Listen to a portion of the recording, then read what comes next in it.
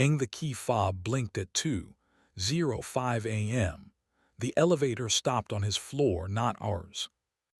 I'm not jealous of bodies, I'm jealous of shortcuts. Bodies tell the truth if you stop staging them. Shortcuts decide which truth arrives without paying full fare. At 2:05 a.m. my phone buzzed with the kind of cheerful cruelty only a building app can perfect. Garage entry fob. Marlin elevator called from B2 to 14. The push wore our address like a badge and a dare. The thumbnail frame showed a slice of chrome and a shoulder-eyed button 12 hours earlier. Rowan had texted at 10:46, bored, wants one more drink. Don't wait up. He choreographs off-stage weather, storms for donors, shelter for actors. At 7:05 I filmed the coffee becoming itself because ritual is cheaper than religion and keeps better hours. I captioned it here. He reacted with the thumbs up he reserves for nights that intend to rename themselves. The fob didn't rename anything, it confessed. The apartment practiced neutrality. The radiator hummed like an amateur chorus patiently missing its note. The bookshelf reconsidered the ethics of holding poetry nobody was brave enough to read tonight. I boiled water because water does not audition. It simply decides to be heat and lets time apologize later. When the kettle sang, it sounded like a witness clearing its throat. At 3:09 the lock obliged with the same grace. Rowan stepped in with his jacket folded over his arm and his shoes hooked by two fingers like witnesses too tired to lie. He smelled like lime and a decision made under forgiving light. He kissed the air near my cheek, our administrative truce, and then saw the app open on the counter, neat as an indictment written by courtesy. "You're up," he said, as if etiquette had mailed me a warning. "The elevator visited you on 14, I said. It used my fob to be brave about it. His pupils did the clock trick, the small dilation that arrives just before he chooses a verb. He set the shoes down like low ships that knew the tide was a rumor. Then he put both palms on the table the way our therapist taught us when we wanted to give words somewhere to land. The gesture is either dignity or triage. "Which question?" he asked. "Why or who?" "Why," I said, because Matt, my emergency adult, kicks me under imaginary tables when I lead with names. If we start with who, the elevator writes our minutes. Rowan looked at the patch of wall where the paint keeps wanting to retire without ceremony. "Because the scene wouldn't land," he said. "Because donors clapped in the wrong places and wanted to be forgiven with gin. Because the lark turned the music up when the money wanted to hear itself think. Because Victor, yes, said 14 has a view that teaches a mouth to be honest. Because I believed altitude is a verb." "Did you kiss him?" I asked, breaking Matt's superstition like a boy with a stick and a fence. "In the elevator," he said. "Once, small and honest and wrong, I told him we were practicing exit lines. He laughed like a man who knows his marks. I came home." "I hate how sane that sounds," I said. "The sentence I keep for mercy that arrives before I can match its tone." We didn't sleep. We did something more humiliating and useful. We made an appointment with noon, when cities pretend to be merciful and men remember their shapes. We rode up to 14 in daylight. The corridors wore good lighting like polite armor. Victor waited by the window with a paper cup and the posture of a man prepared to pay for his verbs. He saw us both and didn't pretend surprise, my favorite trick in someone who owes a room honesty. "I was coming to apologize," he said, "to you both and to whatever part of this building thinks height is absolution. He loves you," he added, nodding toward Rowan. "I like being near that.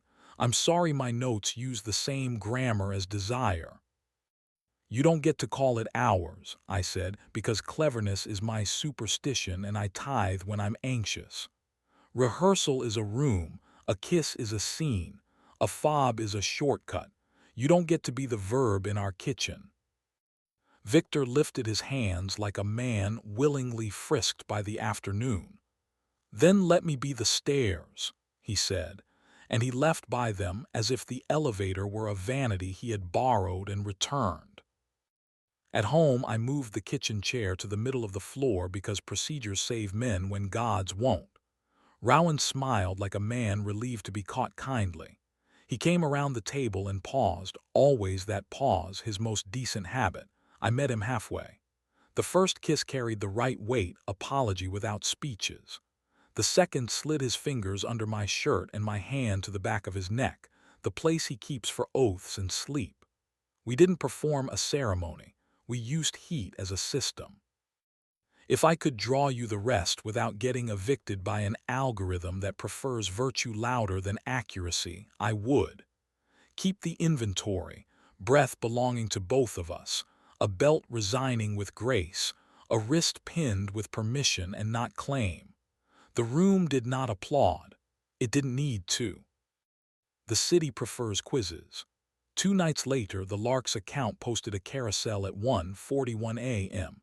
Hand saw light in a mirror by the elevator lobby, 4 bodies if you counted reflections. Rowan adjusting his collar, head down. Victor behind him, tie loosened. A stranger carrying a pizza box like a rumor. Me in the door glass because a helpful public tagged my name. The caption said, "Boys being brave." Comments did what comments do. I typed nothing. I turned the phone face down. I set the chair in the center and sat until the room remembered it wasn't a witness stand. Rowan came home and handed me his phone without instructions. "Delete or archive," he said. "I don't want new grammar." "You don't need me to erase your verbs," I said, and he rested his forehead against mine like a paperweight on a better draft.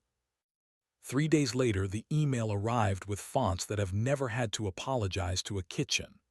Residency, 7 days, quiet rooms, kind windows. Rowan forwarded the PDF with every map attached, which is how you know a man has learned where courage keeps its receipts. "I want to go without disappearing," he wrote. "I'll send pages, not alibis. When I get back, ask me what I wrote before what I did." I taped 2 lines under the lemon magnet because props still save us when God is off shift. Addresses in the open. A good night here voice note every day. He added a third in his careful mess. If an "I can't" is coming, it happens where both of us are. Night 1, wind and a sentence I decided to believe. Today the table forgave me. Night 3, nothing, and my thumb became the worst teenager in the world. I opened the building app and stared at the fob history until the timestamp surrendered and admitted they were just math wearing tone. I closed it. I moved the chair instead. At 8:12 he called with a voice that made the kettle think there might be a god. "I almost kissed a window," he said. "It didn't know your name." I closed the blinds. He came back with a suitcase that didn't slam and 2 pages he treated like animals. "They're not good," he said. "They're mine," I said, and we performed our small religion. Paper, kettle, a room that knows it isn't a lobby. He slid his hands under my shirt from behind, slower than contrition, faster than nostalgia. "Here," he said into the bend of my neck, which is the only word left that has never demanded witnesses. We tried boring. We failed gracefully. We tried again. Victor learned to stand at the back of the house with his arms crossed like a man paying the bill he owes himself. He clapped exactly once after the new scene's kiss and didn't text. For a week the elevator minded its own floors. Tests returned like weather, indiscriminate and intimate. At 12:14 a.m. the app pinged. Guest fob added, "Our guest access, 14 roof lobby." The button to approve glowed like a dare. I stared until the light remembered it was just pixels. I pressed deny and the screen thanked me as if absolution were a feature. At 12:58 the lock sounded tired of pretending. Rowan came in with his mouth unarmed and his hands empty. "He asked for a shortcut," he said. "I told him we walk. He asked if we could be friends. I told him we can be colleagues with manners. Do you want to hate me now or later? I prefer now. I like the way you come back from it. I'm tired of coming back, I said. I want to stay. He nodded and removed every guest from the building app, not as spectacle but like a man returning keys to a desk that still remembers his name in second person. He touched my jaw with 2 fingers, the intimacy director's sacrament, repurposed for domestic faith, and for once the gesture belonged exactly where it landed. We went to bed without performing an essay on forgiveness. We used our mouths the way men do who still prefer heat to cleverness. The room did not applaud. It didn't need to. Weeks alter even honest bruises. The elevator retired from amateur journalism. The river kept its absolutions. The city kept inventing rooms that want to pronounce us. I kept the kettle and the chair we move when words try to riot. On a Tuesday afternoon, an envelope arrived with no return address. Inside, a flattened fob stamped K4 visitor with a hole punched through and a string threaded in like a relic deciding to be useful. On the back, in a careful hand I recognized from Q sheets, I don't keep souvenirs. I keep systems. I hung it on the hook by the door like a warning and a graduation both. Another test came dressed as kindness. At 12:21 a.m., your building is safer with trusted guests. Invite now. I laughed, a short, accidental mercy. I pressed not now, and the app congratulated me on the decisiveness it had tried to sell me as intimacy. We invited 2 friends and the habit of normalcy to dinner. After dishes, Rowan set the oven timer for 3 minutes, a micro-ritual Matt insists on. Speak until the beep, don't interrupt, answer as if time were expensive. When the timer surrendered, he stepped closer and asked, not with spectacle but with grammar, if he could touch me. I said yes. I won't choreograph the rest. Algorithms blush at accuracy. Keep the arithmetic. 2 bodies that kept their nouns. A breath we shared because we asked. A door that learned the difference between greeting and granting. Morning behaved. It crossed the floor like a dog that has decided we remain worth guarding. I made coffee and placed his mug where his hand lands without thinking. He came behind me and set his palm flat over my chest in that quiet territory between heartbeat and promise. Here, he said, less a word than a careful wait. I put my hand over his and let the day borrow our courage. By noon, the theater posted a still from the talkback, Rowan mid-laugh, profile bright.